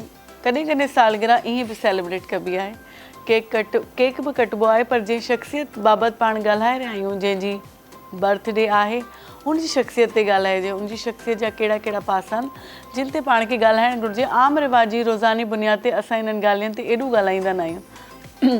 पाण खे जेकी ॿिया गेस्ट आहिनि जिन ब्रेक में जॉइन कयो आहे डॉक्टर आबिद शेरवानी साहब पाण खे जॉइन कयो आहे जेकी मौक़िक़ आहिनि ऐं जेको आज़ादी जी जेका तहरीक हली उन ते उन्हनि जो ॾाढो माना हिस्ट्री ते उन्हनि जी गहरी नज़र आहे ऐं उन्हनि जो ख़ासि सब्जेक्ट भी इहो आहे। अस्सलाम वालेकुम साईं। जी वालेकुम सलाम। आपको भलीकार करते हैं अपने मॉर्निंग शो में। जी, बहुत शुक्रिया। और ॿिया जेकी महिमान आहिनि उहो शाइर बि आहिनि ऐं जेको आहे सो लेखक बि आहिनि, तनक़ीद बि कंदा आहिनि, इस्लाही तनक़ीद जेका हूंदी आहे जेके पाण नक़ाद चवंदा आहियूं, ऐं अॻु में उहो कंपेयरिंग बि कंदा हुया। हींअर बि तमामु सुठी अक्सर अहिड़ा जेकी शाइरी जा जेके मेड़ाका थींदा आहिनि उन्हनि जी जेको आहे सो कंपेयरिंग कंदा आहिनि। सलमान फारूकी साहब पाण सां गॾु मौजूद आहिनि। सलमान सिद्दीकी साहब, सॉरी। कैसे हैं सर आप? ठीक ठाक। और वेलकम आपको हमारे शो में। आज हम कायदे आज़म की शख्सियत पे बात कर रहे हैं क्योंकि आज उनका दिन है। वैसे तो हर दिन उनका है, तो मैंने कहा कि पहले हम थोड़ा सा तहरीक पाकिस्तान जो एक ख़ास उनकी शख्सियत से जुड़ा हुआ एक पूरा सिलसिला है जो हम बार बार कहते हैं कि जिस तरीके से उन्होंने हमें एक आर्गूमेंट करके एक स्टेट अलग करके दी, तो ये उन्हीं की शख्सियत का खासा है। तो उस पर आबिद शेरवानी साहब आप कुछ अपने ख्यालात का इज़हार करें। बिस्मिल्लाहिर्रहमानिर्रहीम। सबसे पहले तो पूरी कौम को और पूरी दुनिया के मुसलमानों को कायद आज़म की पैदाइश का दिन मुबारक हो। और ये वो दिन है कि अल्लाह ताला ने हमें वो लीडर दिया कि जिसकी रहनुमाई में हमने ये पाकिस्तान हासिल किया। जहाँ तक कायद आज़म की शख्सियत का ताल्लुक़ है तो वो अपने जैसे पहले भी ज़िक्र हुआ कि उन्होंने तालीम हासिल की और फिर लंदन से बार इतला किया और बैरिस्टर बन के उन्होंने बॉम्बे हाई कोर्ट को ज्वाइन किया। तो उसके जो उनकी तालीम थी वो पूरी यानी कि वेस्टर्न तालीम थी और एक किस्म का उनका जो है वो सेकुलर माइंड था। और हिंदुस्तान में जब उन्होंने सियासत के अंदर हिस्सा लिया तो उन्होंने कांग्रेस ज्वाइन की और कांग्रेस को ये समझते थे कि ये हिंदू और मुसलमानों दोनों की एक नुमाइंदा सियासी जमात है और जिसके प्लेटफार्म से हिंदुस्तान के तमाम लोगों के यानी कि हर किस्म के, हर मज़हब के, सिख भी होंगे उसमें, क्रिश्चियन भी होंगे, मुसलमान भी होंगे, हिंदू भी होंगे, उनके तमाम राइट्स के लिए उन्होंने एक जद्दोजहद शुरू की। और उसके अंदर ज़ाहिरी बात है कि कायद आज़म के साथ साथ और मुसलमान लोग भी थे, जैसा कि बहुत बड़ा नाम है मौलाना अबुल कलाम आज़ाद का, और इसके अलावा हिंदू भी थे, उसके अंदर सिख भी थे, उसके अंदर पारसी भी थे, ईसाई भी थे। तो समझें कि वो एक हिंदू नेशनलिज़म की बुनियाद के ऊपर एक जमात थी और उन्होंने काफ़ी अरसा जो है वो उसी के अंदर वो रहे। और इवन जब मुस्लिम लीग बन भी गई तो उसके बाद भी वो काफ़ी अरसा कांग्रेस में ही रहे। मुस्लिम लीग कहते थे मुस्लिम लीगी कि आप इस जमात में आ जाए मुसलमानों की है, लेकिन वो कहते थे कि नहीं भाई, जब काज ही एक है तो सारे हिंदुस्तान के लोगों के लिए हम एक ही काम कर रहे हैं। सेकुलर माइंड के थे तो हमें कोई ज़रूरत नहीं है मुसलमानों की अलहदा जमात बनाने की। लेकिन फिर लोगों ने उनको कायल किया, जो मुस्लिम लीग के लीडर थे उन्होंने कायल किया। तो उन्होंने फिर क्या किया कि डबल मेंबरशिप रखी, सही, अपनी कांग्रेस में भी शमूलियत रखी और मुस्लिम लीग में भी रखी। सही। और वो यही कोशिश करते रहे थे कि मुसलमानों और हिंदुओं के जो आपस के इख्तलाफात हैं उनको ब्रिज किया जाए, उनको आपस में मिलाया जाए और उनको एक कौम की हैसियत से इनको आज़ादी दिलाई जाए। सही। और ये काम वो करते रहे और इस काम के अंदर उन्हें ambassador of Hindu Muslim unity का जो है ना वो ख़िताब भी मिला कि तो उसमें जो है। लेकिन वो फिर ये जद्दोजहद करते करते करते करते उन्होंने महसूस किया कि जो हिंदू हैं वो कोऑपरेट करने के लिए तैयार नहीं है। यानी जहाँ पे मुसलमानों के इंटरेस्ट की बात होती है वहाँ पे हिंदू उसके मुखालिफ बन के खड़े हो जाते हैं। सही। और जहाँ पे हिंदू इंटरेस्ट की बात होती है वहाँ पे हिंदू जो है वो मुसलमानों को आगे आने नहीं देते, पीछे धकेल देते हैं। तो ये आहिस्ता आहिस्ता फिर उनका एक माइंड बना, तो उन्होंने फिर बिलाखिर कांग्रेस से जो है ना अलहदगी इख्तियार कर ली। फिर वो मुस्लिम लीग में काफ़ी अरसा रहे जी। और मुस्लिम लीग में जब वो काफ़ी अरसा रहे तो उन्होंने देखा कि मुस्लिम लीग के अंदर जो है वो ज़्यादातर जो है नवाब हैं, महाराजे हैं, इसके अंदर जागीरदार हैं। सही। तो उन जागीरदारों ने तो हुकूमत के साथ मिल के चलना होता है और पॉलिटिकल जो मूवमेंट होती है उसके अंदर बहुत सारे सीक्रेट्स भी होते हैं। बिल्कुल। तो उन्होंने देखा कि जो हम आपस में मीटिंग्स करते हैं, जो डिस्कशंस करते हैं, उन सीक्रेट्स को हमारे ही लोग जाकर जो है ना वो अंग्रेज़ों को डिप्टी कमिश्नर को बता देते हैं। तो उनकी जो मतलब तहरीक जिस तरीके से वो लेकर चलना चाहते थे وہ چل نہیں پا رہی تھی. صحیح. انہوں نے کیا کیا کہ 1930 میں ہر چیز کو وائنڈ اپ کیا, یہاں سے اپنا سارا کچھ اٹھایا, بستر بوریا اٹھا کے وہ چلے گئے لنڈن. وہاں پہ انہوں نے ایک بہترین کوٹھی خرید لی اور وہاں پہ انہوں نے پریکٹس شروع کر دی. صحیح. اور انہوں نے کہا کہ بھائی ہم اس چیز سے باز آئے, اٹھا لو پاندان اپنا, تو وہ خود چلے گئے یہاں سے. صحیح. ان دی مین ٹائم یہاں پہ 1930 ہی میں خطبہ الہ آباد آتا ہے علامہ اقبال کا, اور وہ بھی جو مسلم لیگ کی ایک ماہانہ جو کانفرنس تھی, جو جلسہ تھا, اس کے اندر انہوں نے پیش کیا, اور انہوں نے وہاں پہ وہ تجویز دی جسے خواب کہا جاتا ہے پاکستان کا. انہوں نے کہا کہ اس خطے میں بلوچستان اور پنجاب, سندھ اور جو کے پی کے کا علاقہ ہے, اس علاقے کے اوپر مشتمل ایک ایسی ریاست بننی چاہیے, یا ایسی ایک اسٹیٹ ود ان اسٹیٹ یا صوبہ بننا چاہیے, یہ یونٹ ایسا بننا چاہیے جس میں مسلمان یا تو انگریز کی حکومت کے ماتحت ہی اپنا کنفیڈریشن بنا لیں, یا پھر یہ کہ ان کو ایک آزاد ریاست ملنی چاہیے. صحیح. یہ 1930 میں. ابھی قائد اعظم جو ہے 14 پوائنٹ پہ پہنچے تھے اس سے پہلے, جس کے اندر پاکستان کا کوئی ذکر نہیں ہے. تو یہاں پہ اس کے بعد پھر جو ہے نا وہ لنڈن میں 3 گول میز کانفرنسیں ہوئیں, وہ تینوں ناکام ہو گئیں. اس کے اندر کوئی آپس میں مسلمانوں کا کنسنسس نہیں ہوا. تو جب یہ علامہ اقبال جاتے تھے لنڈن تو قائد اعظم سے ملاقات ہوتی تھی. جی. پہلے سال بھی ہوئی, دوسرے سال بھی ہوئی, تیسرے سال بھی ہوئی. تو تیسرے سال پھر انہوں نے قائد اعظم کو کنونس کیا کہ دیکھیں آپ جو ہے نا پہلے ایک قومیت کی بات کر رہے تھے, ایک سمجھیں کہ مسلمانوں کے حقوق کی بات کر رہے تھے. اب آپ ایسا کریں کہ مسلمانوں کے حقوق کی بجائے آپ بات کریں اسلام کی, اور اسلام کا جو ہے نا اس کے اندر وہ ایلیمنٹ شامل کریں. اور وہ اسلام کا جو انجیکشن ہے علامہ اقبال نے تو لگا ہی دیا تھا قوم کو, بلکہ انہوں نے تہذیب کو بھی چیلنج کیا تھا. انہوں نے کہا کہ دیار مغرب کے رہنے والوں, خدا کی بستی کوئی دکان نہیں ہے, کھرا جسے تم سمجھ رہے ہو وہ ذرے کم عیار ہوگا. تمہاری تہذیب آپ اپنے خنجر سے خودکشی کرے گی, شاخ نازک پہ جو آشیانہ بنے گا ناپائیدار ہوگا. تو وہ اس کو للکار چکے تھے اور کہتے تھے کہ مسلمانوں کی اپنی ایک تہذیب ہے, ان کا ایک تاریخ ہے, ان کا ایک رہن سہن کا انداز ہے, ان کا کھانا پینا اپنا ہے, ان کا کلچر اپنا ہے. تو اب آپ مسلمانوں کے ساتھ ساتھ اسلام کے احیاء کی بھی بات کر رہے ہیں. تو جب انہوں نے اس چیز کے اوپر قائل کیا تو پھر قائد اعظم کنونس ہوئے اور قائد اعظم دوبارہ آئے پاکستان میں. صحیح. اور جب وہ دوبارہ پاکستان میں آئے تو وہ والے قائد اعظم نہیں تھے جو کہ مسلمانوں سے اور ہندوؤں سے بددل ہو کر گئے تھے. صحیح. اور ان کی بددلی کا ایک میں آپ کو ریفرنس دے دوں, شیخ محمد اکرام صاحب ہیں جنہوں نے 3 کتابیں لکھی ہیں, اس کے علاوہ بھی لکھی ہیں لیکن یہ پرامیننٹ ہیں. ایک حوض کوثر, آب کوثر, رود کوثر. یہ آکسفورڈ میں ملے تھے اس دوران جب قائد اعظم انگلستان میں تھے. صحیح. تو انہوں نے کہا کہ دیکھیں آپ نے مسلمانوں کو بے سر و پا چھوڑ دیا اور آپ یہاں آ کر بیٹھ کے ان کی قیادت کون کرے گا. صحیح. تو انہوں نے کہا کہ بھائی میں نے دیکھ لیا ہے کہ جو ہندو ہیں وہ ناقابل اصلاح ہیں اور مسلمان جو ہیں وہ ناقابل بھروسہ ہیں. جب میں ہندوؤں سے ملنے کی بات کرتا ہوں تو وہ بات تو مان لیتے ہیں لیکن پریکٹیکلی وہ عمل نہیں کرتے. صحیح. لیکن مسلمانوں کے اوپر ٹرسٹ کا میرا لیول یہ ہے کہ میں آج کوئی صبح کو ان سے بات کرتا ہوں اپنے لیڈروں سے تو شام کو جا کے ڈپٹی کمشنر کو بتا دیتے ہیں. تو اس وجہ سے وہ بددل ہو کے گئے. لیکن اقبال نے ان کو پھر انسپائر کیا کہ اب آپ دوبارہ آئیں. تو جب دوبارہ آئے تو وہ ایک بدلے ہوئے انسان تھے, ایک بدلے ہوئے لیڈر تھے. پھر انہوں نے آ کر جو ہے نا وہ اسلام کو جو ہے نا اس کے اندر اپنی تحریک کے اندر شامل کیا اور اسلام کے اوپر پھر لوگوں کو جمع کیا اور لوگوں نے بھی پھر ان کو جو ہے نا ان کا ساتھ دیا. اور پہلے تو یہ نعرہ تھا کہ بٹ کے رہے گا ہندوستان, لے کے رہیں گے پاکستان, لیکن پھر یہ نعرہ بھی اس کے ساتھ شامل ہوا کہ پاکستان کا مطلب کیا, لا الہ الا اللہ. صحیح. صحیح واقعی میں. اور جو ہے نا اب ہم آتے ہیں سلمان صاحب کی طرف. بہت دیر سے وہ خاموش بیٹھے ہوں اور وہ خاموش بیٹھے ہوئے بالکل بھی اچھے نہیں لگتے.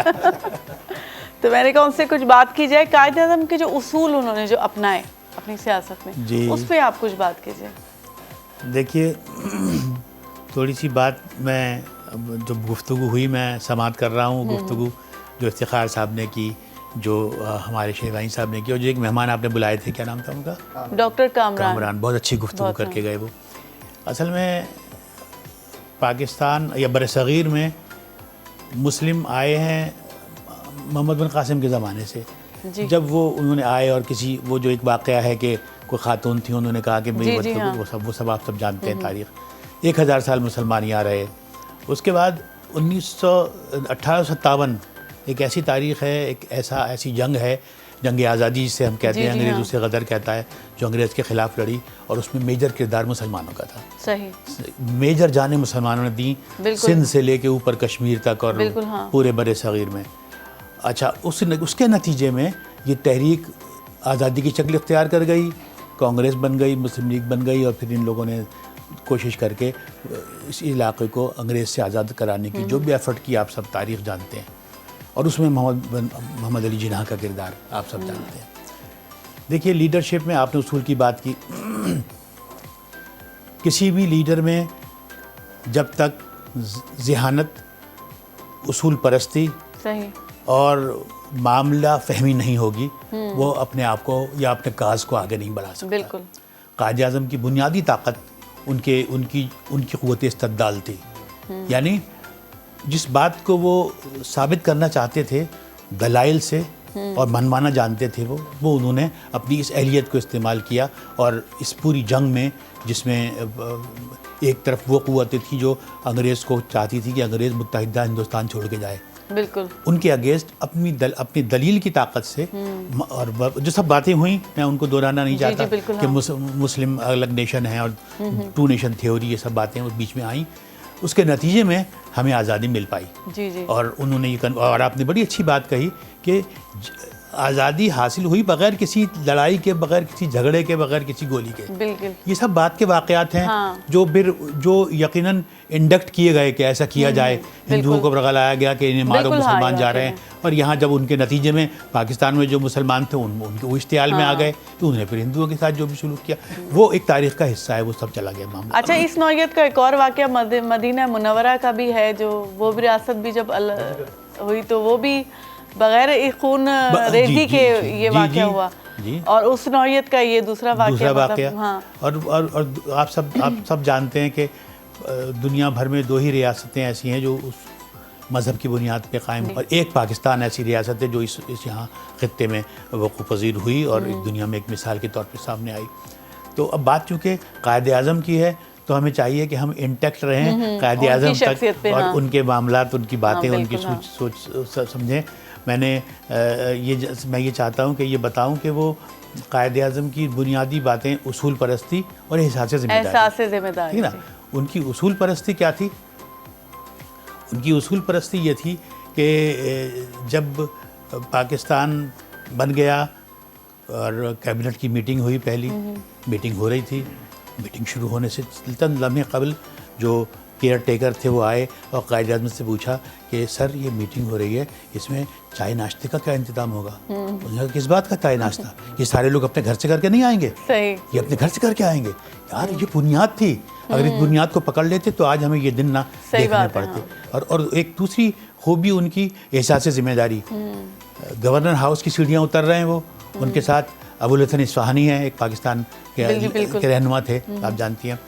تو Quaid Azam step by step جب اترتے جا رہے ہیں تو ہر منزل کی لائٹیں بند کرتے جا رہے ہیں. تو ابوالحسن اصفہانی صاحب نے پوچھا کہ یہ آپ لائٹیں کیوں بند کر رہے ہیں؟ کہنے لگے کہ اگر آج غیر ضروری لائٹیں استعمال کی بعد بند کر دی جائیں گی تو آئندہ قوم کا مستقبل روشن ہوگا اور قوم کے گھر روشن ہوں گے. آپ یہ دیکھیے، جب ہمارے پاس اتنا بڑا لیڈر اور اتنی بنیادی باتیں وہ ہمیں سکھا کے چلا گیا، تو وہ کون سی اسٹیج تھی کہ جہاں یہ صورتحال پیدا ہوئی جو آج ہم دیکھ رہے ہیں کہ ہمارے ملک میں بدنظمی ہر سطح پر، عوامی سطح پر آپ دیکھ لیں، کوئی تنظیم نہیں ہے کوئی. حالانکہ 3 اصول جو ابھی انہوں نے دیے نا، 3 تلوار پہ جو لکھے ہوئے ہیں، وہ سب ہم اب کیا ہے کہ ہاں اتحاد، تنظیم اور یقین محکم، یہ تین اصول وہ قوم کو دے کے گئے. پھر ابھی بات ہوئی، میں سن رہا تھا کہ نوجوانوں کے لیے کیا کہا. نوجوانوں کے لیے انہوں نے بڑا اہم پیغام دیا. قائد اعظم نے کہا نوجوانوں کو کہ دیکھیے، آپ حکم ماننا سیکھیں. آپ کسی بزرگ کی، کسی بڑے آدمی کی ہدایت پر عمل کرنا سیکھیں تو کل آپ کو حکم دینا آئے گا. بالکل، ہاں، یہ قائد اعظم نے فرمایا. آپ باتیں بڑی اچھی کرتے ہیں، ہمارے میڈیا پہ لوگ بڑی قابل گفتگو کرنے والے ہیں، لیکن آپ دیکھیے کہ اس پہ عمل پیرا بالکل بھی ہوتا کوئی نظر نہیں آتا اور نہ اصولوں کی پاسداری نظر آتی ہے. یہ ہمارا قائد کیا پیغام دے کے گیا کہ وہ لائٹیں بند کر رہا ہے, وہ کہہ رہا ہے ناشتہ نہیں ہوگا. یہ بات ہے, لیکن جو ہے نا دیکھیں یہ ہماری سیلف ٹریننگ بھی ہے. ہم صرف بڑے کینوس پہ دیکھ کے صرف ہم اپنے طور پہ ذاتی حیثیت میں ہم کتنے ذمہ دار ہیں, ہم کتنا فالو کر رہے ہیں. تو ہم اپنے اگر ہم کسی بھی چیز کی دیکھا جائے احتساب اپنے سے شروع کر دیں تو وہ جو ہے نا تو کچھ اور نظم جو کچھ قائد اعظم کی نظر کی جائے اگر. ہاں نوجوانوں کے حوالے سے جو باتیں ہو رہی ہیں کہ نوجوانوں کے لیے کیا پیغام ہے, قائد اعظم کا ایک پیغام نوجوانوں کے لیے یہ بھی ہے. انہوں نے نوجوانوں سے یہ کہا تھا کہ آپ کو اپنے جو آپ کے بڑے ہیں ان کے تجربات سے فائدہ حاصل کر کے آگے بڑھنا چاہیے, صحیح, نہ کہ آپ نئے تجربات کریں اور پھر ٹھوکریں کھا کھا کر آگے بڑھیں. بالکل. تو جو آپ کے بڑوں کے تجربات ہیں ان کو بھی آپ لے کر آگے چلیں. اس کے علاوہ میں کچھ اور عرض کرنا چاہوں گا کہ قائد اعظم جو تھے وہ جب دوبارہ آئے لنڈن سے 1932 میں, تو انہوں نے آگے پھر جو جدوجہد شروع کی اس کے اندر لوگوں کو موٹیویٹ کیا اور لوگ موٹیویٹ بھی ہوئے. اس موٹیویشن کے دوران کئی اپس اینڈ ڈاؤن ہوئے. جب کوئی موومنٹ چلتی ہے تو اس کے اندر شور نہیں ہوتا کہ ہمارا جو ٹارگیٹ ہے, جو گول ہے, جس کو ہم اچیو کرنا چاہتے ہیں وہ ہمیں مل جائے گا. اس کے اندر یہ ہوتا ہے کہ ایک انسان جو ہے نا وہ اپنے ذہن میں یہ بھی رکھتا ہے کہ کبھی جو ہے نا وہ ہم اس کے جو ہے نا بارگین بھی کر لیں گے, اگر یہ جو ہمارا مطالبہ ہے یہ پورے کا پورا نہیں ملے گا تو کمتر پہ بھی گزارا کر لیں گے. آپ نے ایک لفظ سنا ہوگا کہ یہ پاکستان کے بارے میں بولا جاتا ہے کہ یہ ملک خدا داد پاکستان ہے, یعنی کہ خدا کا دیا ہوا پاکستان ہے. یہ خدا کا دیا ہوا جو پاکستان ہے اس کی میں مثال آپ کو یوں دوں گا کہ 1946 کیبنٹ مشن پلان آیا. اس کیبنٹ مشن پلان کے اندر انہوں نے یہ تجویز دی کہ پورے ہندوستان کو 3 زون میں تقسیم کیا جائے گا اور ان کے وہ زون بنا دیے جائیں گے اور ان کو ایک کنفیڈریشن کے تحت ان کو ایک آزادی دے دی جائے گی. اور تینوں زون 10 سال تک اکٹھے رہیں گے. 10 سال کے بعد اگر کوئی زون یہ چاہے کہ ہم الگ ہونا چاہتے ہیں تو اس کو پھر آزادی ہوگی کہ وہ الگ ہو جائے. قائد اعظم نے اس بات کو مان لیا. اس بات کو کیوں ماننا؟ اس کی وجہ یہ تھی کہ جب 1945 میں انگریز نے فیصلہ کر لیا تھا کہ ہم نے اب جو ہے نا یہاں سے چلے جانا ہے اور پھر یہ جو کیبنٹ مشن پلان آیا تو قائد اعظم نے یہ سوچا کہ اگر میں نے اس مطالبے کو اس پلان کو نہ مانا تو ہو سکتا ہے کہ انگریز پوری کی پوری گورنمنٹ جو ہے وہ ہندوؤں کے حوالے کر کے یہاں سے چلا جائے, پھر ہمیں جو ہے نا دوبارہ تحریک چلانی پڑے گی اور وہ بہت مشکل ہو جائے گا. تو انہوں نے اس بات کو مان لیا. اس دوران جو تھے وہ کانگریس کے جو صدر تھے وہ نہرو تھے. اچھا, نہرو صاحب کے منہ سے ایک بات نکل گئی کہ ایک دفعہ جب ہم آزاد ہو جائیں گے تو پھر علیحدہ کون کس کو ہونے دے گا. یہ ہندو ذہنیت انہوں نے وہاں پہ شو کر دی. اور مولانا ابوالکلام آزاد نے کہا کہ اس دوران جو صدارت کے الیکشن تھے میں وڈرا ہوا تھا, ہمیشہ وہ صدر بننے چلے آ رہے تھے, میں وڈرا ہوا اور یہ میری سب سے بڑی غلطی تھی کہ جو میں صدر بننے سے میں جو ہے نا میں نے عہدہ قبول نہیں کیا اور میں وڈرا ہو گیا, اور اگر میں صدر بننا ہوتا تو میں یہ بات اپنے منہ سے کبھی نہ نکالتا. مولانا ابوالکلام آزاد نے یہ کہا. اچھا, لیکن قائد اعظم نے اسی کو پک کر لیا, اسی بات کو کہ وہ یہ دیکھیں ان کی نیت میں ابھی سے فطور ہے, یہ کہہ رہے ہیں کہ بعد میں کون علیحدہ ہونے دے گا, اب تو ہم پاکستان لے کر رہیں گے.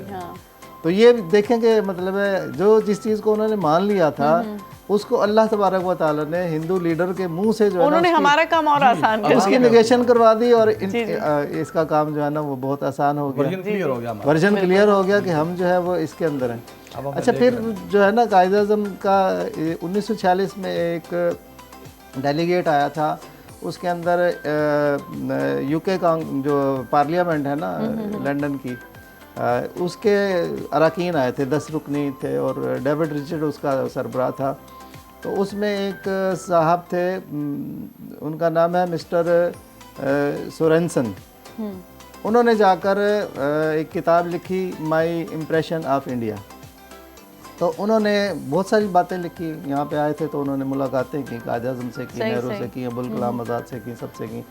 قائد اعظم کے بارے میں کیا لکھتے ہیں وہ لکھتے ہیں کہ ہی از دا سورڈ آف اسلام ان سیکولر سکیبرڈ, کہ وہ ایک اسلام کی ایک تلوار ہے لیکن ایک سیکولر ان کا جو ہے نا وہ نیام ان کی سیکولر ہے، میان ان کی سیکولر ہے.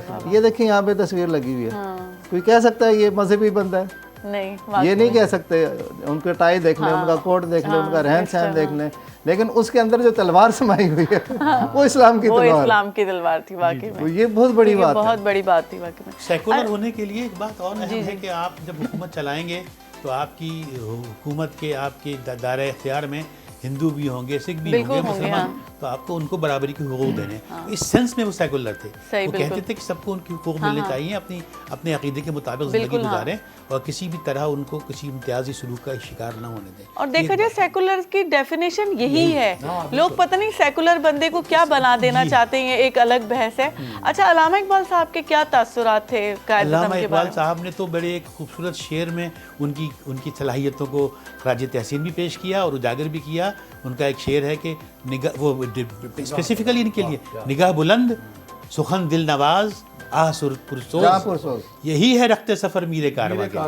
اور یہی سارے عوامل آپ نے جانتی ہیں کہ قائد اعظم کی شخصیت میں تھے. اچھا، ایک بات میں آپ کی میں سے ایڈ کروں جو آپ نے ابھی کہی کہ ہم کو بھی کیریکٹر وائز بہتر ہونا چاہیے. دیکھیے یہ بڑی ضروری ہے ہمیں ہونا چاہیے، لیکن یہ میرا خیال ہے کہ کیریکٹر ہمیشہ اوپر سے نیچے آتا ہے. بالکل. یعنی جیسے ہمارے رول ماڈل کسی کو بننا رول ماڈل بنے گا تو پھر نیچے والے اسے اڈاپٹ کریں گے. جیسے فیملی میں مادر فادر اگر جس طرح کا کیریکٹر رکھ رہے ہوں گے ویسے ہی بچے رکھیں گے. نہیں، لیکن ہمیں قائد اعظم کی شخصیت کو دیکھنا ہے نا، ان کی شخصیت کو دیکھ کے اپنا کردار بنانا ہے. ہمیں قائد اعظم کی شخصیت کو دیکھنا ہے. افتخار صاحب جو ہے نا، کچھ اگر آپ سنانا چاہتے ہیں ان پہ کوئی نظم وغیرہ. نظم تو میں نے سنا دی ہے، جی وہی کچھ میں اور لایا تھا اور اس وقت تو نہیں ہے، لیکن اس میں میں تھوڑا سا ایک بات کرنا چاہتا ہوں. کر لیں. دیکھیں، ہم نے اب جتنی گفتگو کی ہے اس میں کوشش یہ کی ہے کہ ہم ایک میسج دیں قوم کو اس وقت جو ہمارے پاس موجود ہے کہ قائد اعظم کیا چاہ رہے تھے، ان کے پرنسپلز کیا تھے، پاکستان کو وہ کیسا بنانا چاہ رہے تھے. تو ہم اس کو ایک ریویو، ہمارے سامنے اس وقت بیٹھے ہوئے لوگ ہم اور پوری قوم بھی دیکھ رہی ہمیں، تو ہماری ایک لمحہ فکریہ ہے. ایک 3 چیزیں میں پوائنٹ آؤٹ کرنا چاہتا ہوں. جی بالکل. ان کے اصول ہیں جو وضع کیے قائد اعظم نے اور ہم اس کو پروپیگنڈا بھی کرتے ہیں، ہر جگہ لکھے ہوئے بھی ہیں، 3 تلوار پہ لکھے ہوئے ہیں کراچی میں. تو وہ ہیں اتحاد، تنظیم اور یقین محکم. اب ہمیں ریویو کرنا ہے، دس از دا کرائٹیریا. یہ ہمارے پاس ایک معیار دے گئے ہیں وہ قائد اعظم، اور ہم نے اب ہم اپنے ایک قوم ہیں کہ نہیں ہیں اور ہمارے پاس یہ ایلیمنٹ ہمارے اندر پائے جاتے ہیں کہ نہیں، تو ہم اپنے آپ کو اس کو پرکھ سکتے ہیں. نمبر 1 ہے اتحاد. اب اتحاد کیا؟ قائد اعظم جس اتحاد کو ہمارے دے گئے تھے کہ بھئی یہ میں اصول دے رہا ہوں اتحاد، متحد ہو کے رہنا. آج ہم اپنے آپ کو پرکھتے ہیں کہ کیا ہم متحد ہیں. تو اب اصول ویسے تو ہم متحد ہیں، اللہ کی مہربانی سے ہمارے پاس جو گارنٹی ہے ہماری آزادی کی، ہماری قوم ہے. بیسیکلی ہم جو پاکستانی قوم ہیں، ہم خود گارنٹی ہیں کہ ہم متحد ہیں. اس کے لیے ہم نے اپنی ایک بہت بڑا ادارہ قائم کر رکھا ہے. ہماری فوج ہے، وہ ہماری اس آزادی کی ایک گارنٹر ہے. بالکل. کوئی مطلب بیرون دشمن ہم اپنے گھروں میں سکون سے سوتے ہیں ان کی وجہ سے. ضرورت نہیں کسی دشمن کی کہ وہ آنکھ دکھا سکے یا ہماری انٹیگریٹی کو خراب کر سکے. تو ہم اتحاد کے بھی ضامن، ہم قوم خود بھی ہیں اور ہمارا ادارہ، ہماری آرمی، ہماری ملٹری جو ہے وہ اس چیز کی گارنٹر ہے کہ آزاد ہم متحد ہیں. کوئی اگر اتحاد کے خلاف بات کرے گا تو ہم یہ بات کرنے نہیں دیں گے.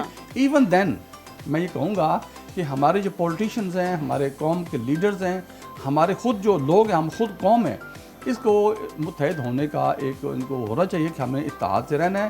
ہم کوئی اس چیز کو پرواہ نہیں چڑھنے دیں گے جو اتحاد کے خلاف بات ہو. بالکل. نمبر 1. دوسرا ہے تنظیم. کیا تنظیم ہمارے اندر ہے؟ اس بھی ہم نے غور کرنا چاہیے. تنظیم لازمی ہے. ہمارے ادارے موجود ہیں، ہماری گورنمنٹ موجود ہے، ہمارا ایک سیٹ اپ موجود ہے. کانسٹیٹیوشن آف پاکستان 1973 کے تحت ایک سیٹ اپ ہے ہمارا. تو وہ تنظیم چل رہی ہے اور تنظیم بالکل چلے گی. لیکن ایون دین وہ اتنی تنظیم اسٹرانگ ہے جتنی قائد اعظم چاہ رہے تھے. بالکل. اس میں ہمیں ریویو کرنے کی ضرورت ہے. وہ نہیں ہے اس طرح کی. اب ہمیں اس طرح کی تنظیم کو مضبوط کرنا ہے. تیسری بات جو کرتے ہیں وہ یقین محکم. یہ سب سے بڑی بات. جس قوم کے اندر یقین محکم ہے کہ ہماری منزل فلاں ہے اور ہم نے وہاں پہنچنا ہے، وہ کبھی بھی بھٹکے گی نہیں۔ تو وہ یقین محکم ہونا سب سے زیادہ ضروری ہے۔ وہ یقین محکم ہی انسان کے اندر، اس قوم کے اندر وہ جذبہ پیدا کرتا ہے کہ ہم نے وہاں تک پہنچنا ہے، راستے کی کتنی رکاوٹیں ہوں، بالکل، دریا آئیں، سمندر آئیں، کانٹے آئیں، جو کچھ بھی آئیں، ہم نے اس کو عبور کرتے ہوئے اس منزل تک پہنچ جانا ہے۔ تو یہ چیز جو ہے نا، یہ یعنی کہ یقین محکم، یہ اس کے اوپر اس کا بھی وہ اگین میں کہوں گا کہ ہمارے پاس یقین محکم ہے، لیکن اس کے اندر کچھ ابھی اور بھی امپروومنٹ کرنے کی ضرورت ہے، اور اس کے لیے میں کہوں گا ساری قوم کو میں دعوت دیتا ہوں اس پہ غور کریں، اور جہاں کہیں بھی یقین محکم کہیں متزلزل ہو رہا ہے کہ شاید ہمیں کیا ہمارا کیا بنے گا، لوگ کہتے ہیں اکثر، میں نے سنا ہے کہ پاکستان کا کیا بنے گا، لیکن اس کو ڈگمگانا نہیں ہے، اس کو آپ کو اسی پہ رہنا ہے۔ آپ کچھ میسج دینا چاہ رہے تھے قائد اعظم کے کچھ جو اقوال ہیں، کوٹس ہیں جو ہیں، وہ آپ کے سامنے پڑھ کے سنانا چاہتا ہوں۔ ایک تو یہ ہے کہ کراچی بار ایسوسی ایشن میں انہوں نے خطاب کیا تھا 25 جنوری 1948 اس میں انہوں نے کیا فرمایا، اب یہ ان کے الفاظ ہیں: اسلامی اصول آج بھی ہماری زندگی کے لیے اسی طرح قابل عمل ہیں جس طرح 1300 سال پہلے قابل عمل تھے۔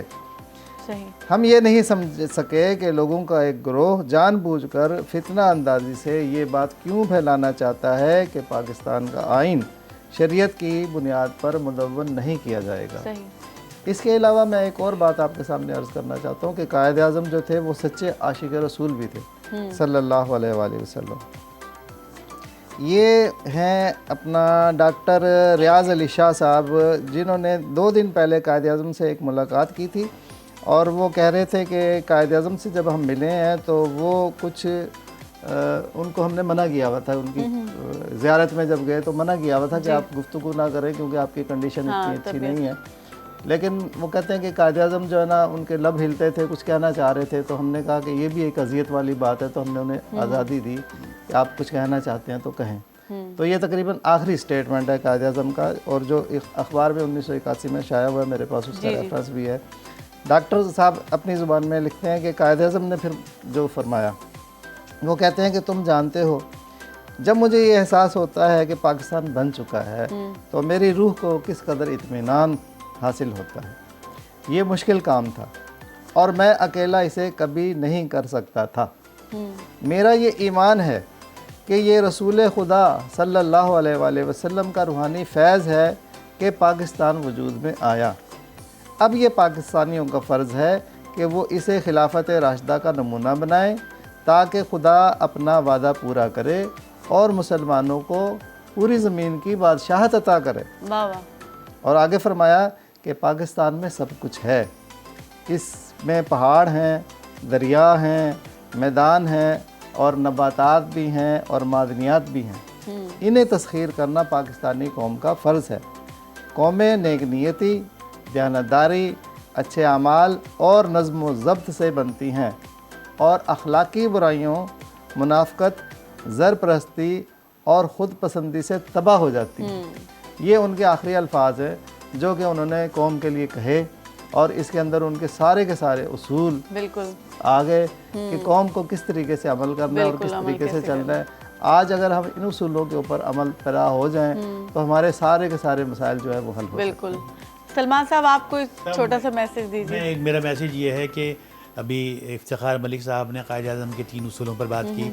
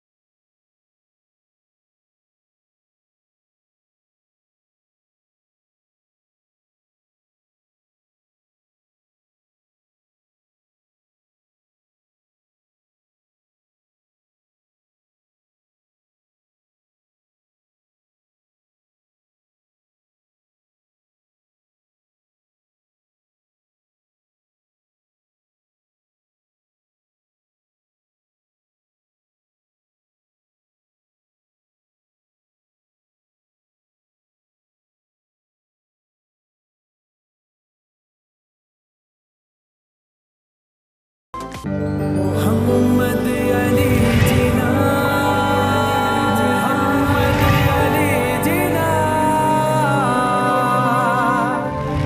मिल्लत का पासबां है मोहम्मद अली जिना, और मीर कारवां है मोहम्मद अली जिना।